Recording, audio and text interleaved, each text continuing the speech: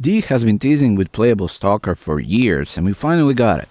Even as a limited opportunity, it's still done in a cool way, and Stalker is strong. Very damn strong. I gotta say, if this was the Stalker we were fighting, I doubt we'd win many fights. Cause this man's ripped. Not just looks wise, but his abilities are slightly different than what we're used to seeing, and also his mod loadout. But we'll get to that. First, the abilities. And I'll start with the spicy one. His passive adds 300% critical chance to enemies who do not see you. How do they not see Stalker, you may ask?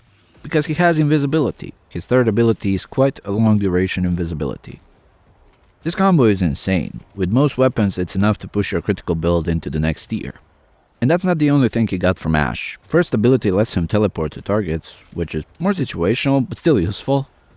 Second ability is Helmet's ability, marked for death, causing marked enemy to make a mini nuke out of the damage you do to them. His fourth ability is quite insane, kinda a mix of Nyx 4 and Garuda's 4. We saw him use that ability when he spawns to hunt us down. He takes the floating meditation pose and becomes invulnerable for a few seconds, soaking in damage so he can release it back. This is devastating. Even steel path enemies are getting deleted by this. Only limitation is that it's not omnidirectional like Nyx has it. It's more of a limited horizontal angle of like 90, 100 degrees, and vertically it only covers one plane, so if the terrain is bumpy it can be hard to cover many enemies. But with this build, it's quite insane. Man's got all the good stuff in. Even two rarest arcanes maxed out. Arcane Grace and Arcane Energize.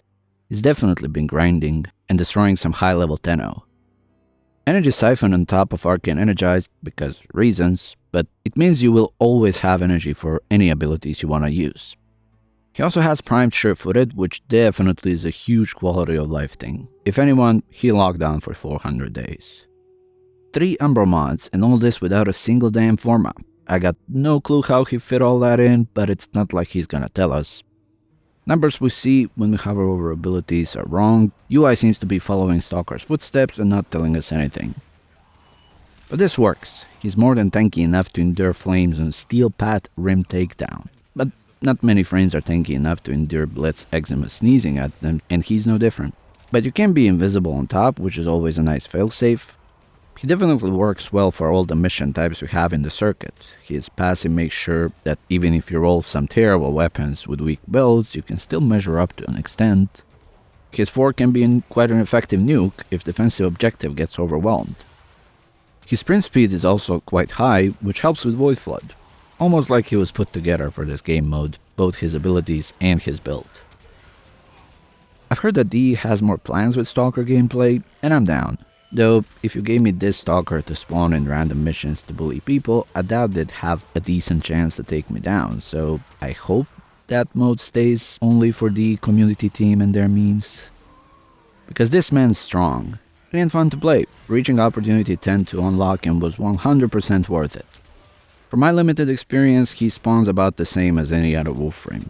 And while I do not use his teleport or mark for death much, they kinda fit his theme, so I'd keep them in. Kinda wish he had Fatal Teleport Augment. That's probably the only thing I'd change, squeezing that in instead of redirection.